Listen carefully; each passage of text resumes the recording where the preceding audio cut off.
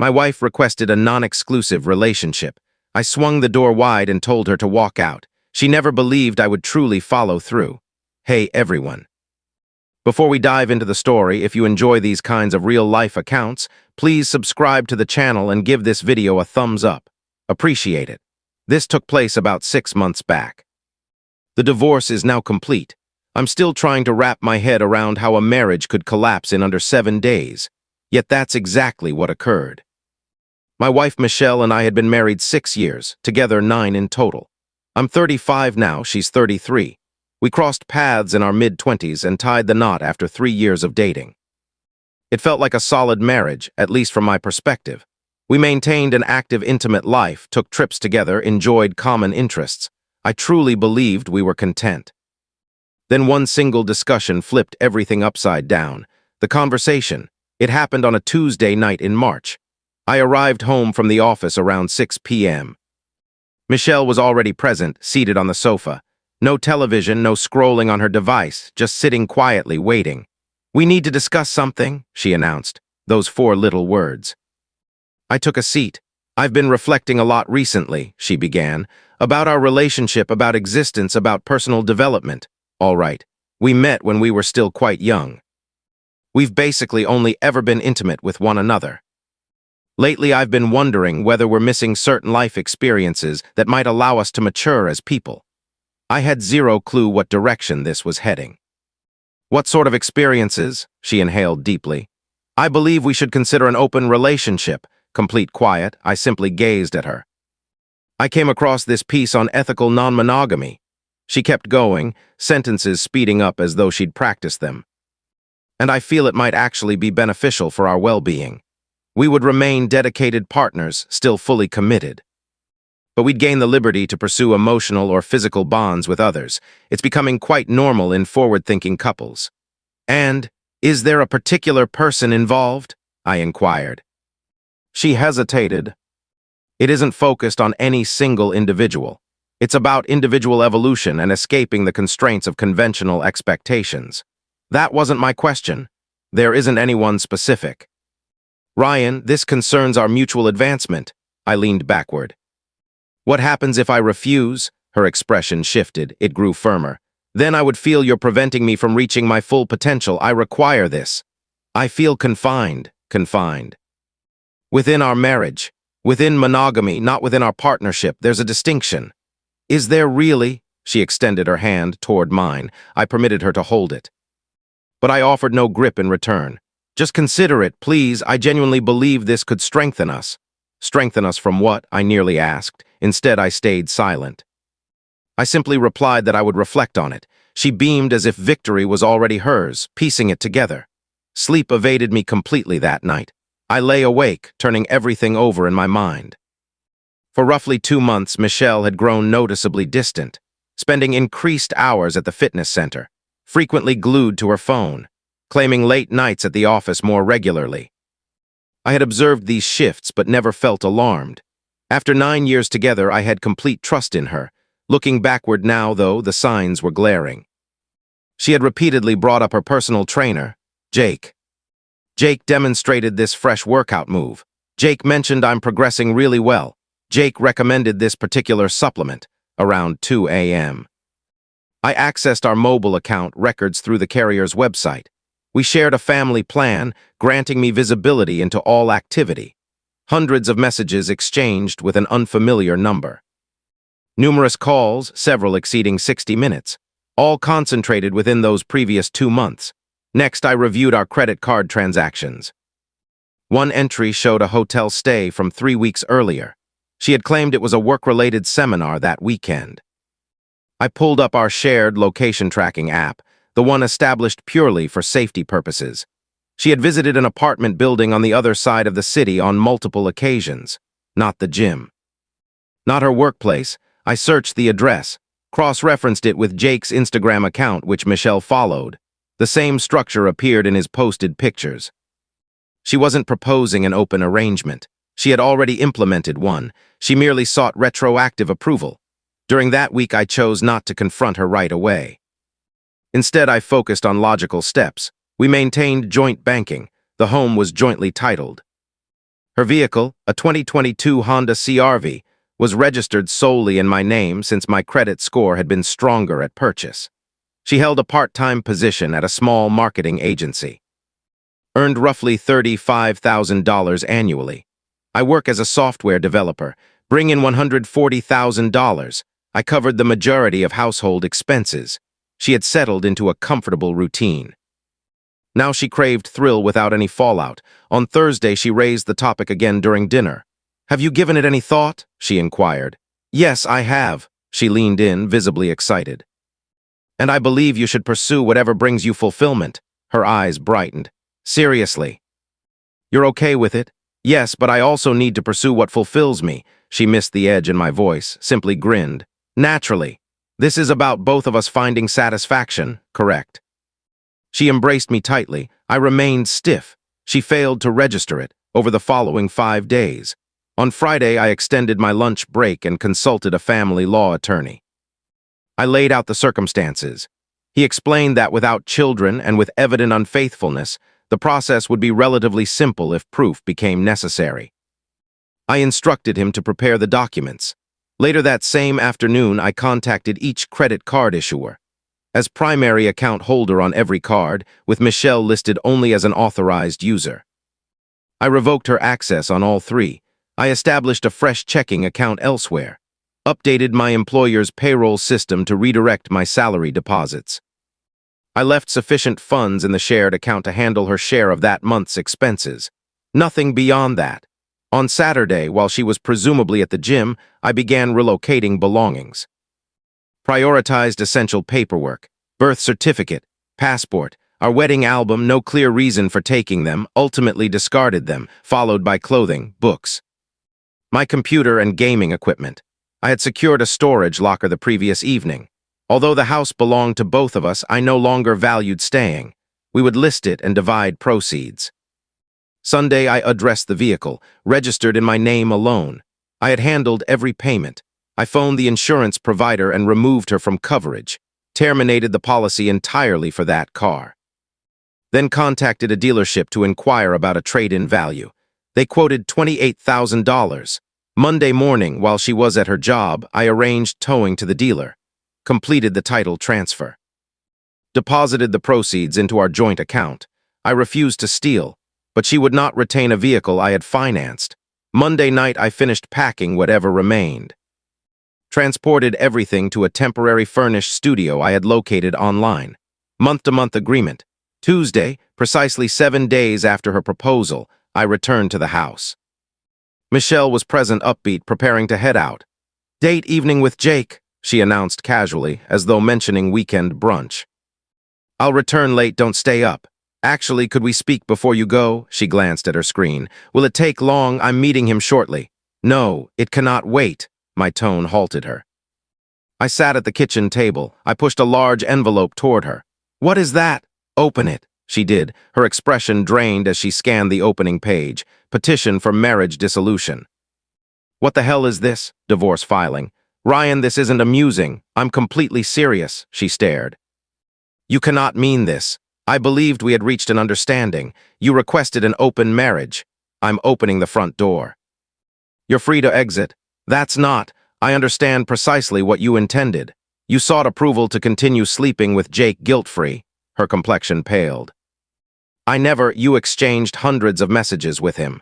You spent a night in a hotel with him 3 weeks ago. You visited his apartment repeatedly." "Michelle." "I'm not naive." She dropped heavily into a chair. "It isn't how it appears. Actually, it is.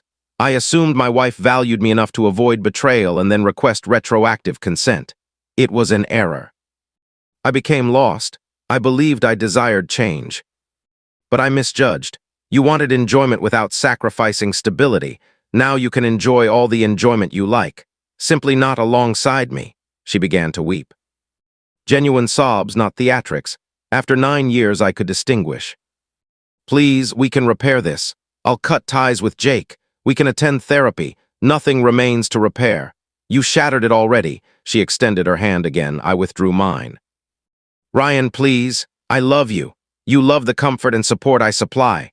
That isn't equivalent." The breakdown, tears quickly morphed into fury. You're really prepared to discard 6 years together? No, you discarded them. I committed one error, numerous errors, over at least 2 months. As far as I'm aware, she rose.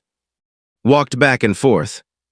Then snatched her bag. Fine, I'm going. I require distance from all this. She reached for her keys, removed the car key. I observed her step outside. Watched realization hit when she saw the empty driveway. She stormed back inside. Where is my car? Sold. You did what? Title was in my name. I covered every payment. Sold. Proceeds are in the joint account. You can claim whatever portion matches your contributions. How will I get places? No longer my concern. Contact Jake. He'll surely assist. She retrieved her phone. Began dialing someone, likely him. Then attempted to book a ride using one credit card. Declined. Tried the remaining 2. Declined. What the hell, Ryan? I revoked your authorization. Those belonged to me. You had no right. Yet I did. She opened her banking application, noticed the joint balance, roughly $1,800. Normally we maintained around $15,000 there. Where is our money? My earnings are in my new account. Your portion remains here. That sum roughly equals your contributions to shared expenses over the past 3 months. Car funds will deposit soon. Take your share. Her expressions cycled rapidly. Disbelief, fury, terror. How am I supposed to survive? I have no idea. Sort it out. You're a grown woman who craved independence. Here is your independence. This qualifies as financial mistreatment. No, financial mistreatment would be allowing you to empty my funds while you slept with your trainer. She struck my cheek. Forcefully, it burned. I stayed still, merely met her eyes. You may remain in the house until it sells, I stated evenly. I'm placing it on the market tomorrow. Once it closes, you must vacate. If you refuse, law enforcement will escort you. I've already relocated my possessions. Where are you living? Irrelevant to you. Ryan. Please, I messed up badly. I realize that, but we can salvage this. I'll do whatever it takes. Sign the documents. That's the only thing I require. I departed. She remained sobbing at the table. What followed? She dialed me 47 times that evening. I blocked the number. She sent emails. I created a rule to divert them unread. Wednesday, she appeared at my workplace. Security removed her after I informed them I was divorcing and she was not permitted entry. Thursday, her mother phoned. You cannot simply walk away from your marriage. I didn't. She did the moment she requested to be intimate with others. It was a single lapse. Everyone merits a second chance. She committed. Countless lapses. Across months, while deceiving me daily. She merits no second chance. She earned precisely what arrived. She's my child, and she used to be my wife. Used to be. Ended the call. Her sister messaged me. Lengthy text claiming Michelle was experiencing a difficult phase and I was acting heartlessly, ruining her life. I answered once. She ruined the marriage. I'm merely formalizing it. She slept with Jake for at minimum 2 months while deceiving me constantly. If you view me as the bad guy. That reveals more about your judgment than mine, the sister replied. I wasn't aware of those details. I left it unanswered. Regarding Jake. Roughly 14 days after I relocated, Michelle appeared at my temporary place. No idea how she located it. She appeared awful, bloodshot eyes, unkempt hair, dressed in lounge clothes. Can we speak for a moment? She pleaded. No, only 5 minutes. Despite my instincts, I allowed her inside. Offered no chair. Jake ended things, she stated. I stayed silent. Apparently he only desired physical intimacy. When I became truly available and required emotional support, he vanished. Blocked me, understood. I was incredibly foolish. Ryan, I chased an illusion and destroyed the genuine life we had. I love you. My feelings for you never faded. It was merely a misstep. You cherished the stability I offered while seeking. Thrills elsewhere. That isn't love. It remains. I acted selfishly and became confused, but I want to mend us. Therapy is possible. I'll do whatever is necessary. Please. Sign. The divorce petition. That's all I ask. I cannot. Then the court will eventually approve it. Regardless. Our marriage has concluded. But I love you. You never showed me respect. Love absent respect holds no value, she wept once more. I waited. Please reconsider, she murmured. I didn't cause this. You did. Now go, she departed. 3 months afterward, the property sold in May. We divided net proceeds equally. Approximately $75,000 each after fees. Despite contributing roughly 70% toward the mortgage, I didn't contest it. I simply desired closure. Divorce completed in July. No fault grounds, no children. No complicated assets requiring dispute. Straightforward separation. Michelle attempted further contact several times, visited my new gym once. I changed facilities. Her sister informed me Michelle had returned to her parents' home. Financially, she's struggling, apparently. Now employed full-time rather than part-time. Yet accustomed to expenses her income cannot sustain. I feel no sympathy. Currently, I'm managing well, actually far better. Secured a pleasant one-bedroom unit with a nice outlook. Seeing people casually, nothing committed so far. Rekindled connections with old friends I had drifted from during the marriage. Apparently, Michelle had disapproved of them. I had gradually reduced contact without noticing. Last week, I encountered her sister at a local cafe. She approached cautiously. "Michelle deeply regrets everything," she said. "She hopes to speak with you. I'm certain she regrets the outcome. That differs from regretting the decision itself. She's having difficulty. That's regrettable. You truly refuse to reconsider. Would you reunite with someone who betrayed you over months? Lied daily to your face, then requested approval to continue the betrayal." She remained silent. "Exactly as I suspected. Some people question whether I acted too hastily. Whether counseling or another opportunity might have been wiser. But consider this. She didn't propose opening the marriage for genuine personal growth. She suggested it because she had already been unfaithful and desired official sanction afterward. She expected me to maintain her lifestyle while she chased novelty elsewhere. A consensual open dynamic functions only when both partners sincerely desire it and establish boundaries beforehand. In this case, it was merely an attempt to legitimize ongoing infidelity without repercussions. I stand by my response. Perhaps I appeared detached, perhaps I acted swiftly, but I possess self-worth. Self-worth prevents allowing anyone to treat you as a fallback option while they pursue alternatives. Last week, Michelle texted me from an unfamiliar number. "My love for you has never wavered," I answered. "Your respect for me never began," then blocked that contact. I'm finished. The relationship died the instant she suggested opening it. I simply completed the paperwork. Truthfully, I feel more content now than I have in a very long time. Being on your own beats, remaining with someone who views you as a reliable fallback. So yes. My wife requested a non-exclusive relationship. I swung the door wide and told her to walk out. She assumed I was only threatening. I was. Thanks for watching. If you enjoyed this, subscribe and like the video. What are your thoughts on this experience? Drop them in the comments below.